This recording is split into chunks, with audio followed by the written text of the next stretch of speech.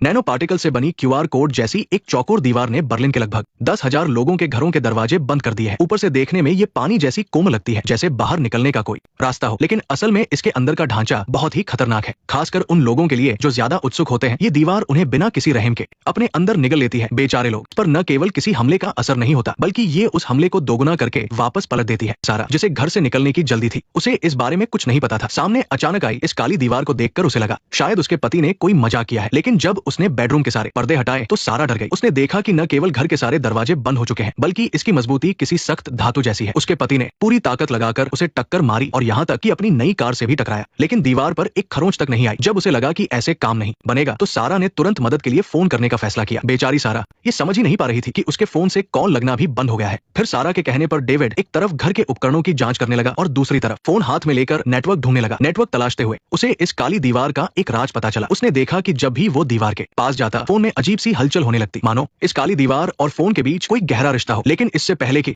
David इस बारे में कुछ सोच पाता, सारा ने झगड़ा करके उसका ध्यान भटका दिया। असल में सारा को घुटन से बहुत डर लगता था और वह इस बंद माहौल को बर्दाश्त नहीं कर पा रही थी, इसलिए उसने अपना सारा गुस्सा डेविड पर निकाल दिया। जब डेविड ने उसे समझाने की कोशिश की तो सारा और ज्यादा टूट गई और यहाँ तक कि उसने तलाक की बात तक कर दी। अपनी पत्नी सारा के तानों से परेशान होकर डेविड ने अपना आपा खो दिया और गुस्से में अपना फोन दीवार पर दे मारा। लेकिन तभी कुछ ऐसा हुआ जिसकी उम्मीद डेविड को नहीं थी। उसके इसी गुस्से की वजह से उसे दीवार का एक नया राज पता चला। टूटे हुए फोन का एक छोटा सा हिस्सा दीवार से चिपक गया था। दीवार के इस रहस्य को जानने के लिए उसने सारा की लाई हुई कॉफी की भी परवाह नहीं की और सीधे एक चम्मच लेकर दीवार के पास ले गया। और जैसा कि डेविड ने सोचा था, ये काली दीवार चुंबक की तरह चीजों को खींच रही थी। फिर उन दोनों को बात समझ आ गई और उन्होंने घर की सारी लोहे की चीजें दीवार पर चिपका दी। उन्होंने ये भी पता लगा लिया कि दीवार के 4 खास हिस्सों में खिंचाव सबसे ज्यादा है। अब उन्हें लगा कि अगर वे लोहे की सारी चीजें उन 4 जगहों पर लगा दे तो शायद ये दीवार खुल जाए, लेकिन वे गलत थे। दीवार के बारे में उनका ये अंदाजा उन पर भारी पड़ने वाला था। जैसे ही सारा सामान एक जगह रखा गया, दीवार का सुरक्षा सिस्टम चालू हो गया। अपने पति को लोहे के टुकड़ों से घायल और खून से लथपथ देखकर सारा को लगा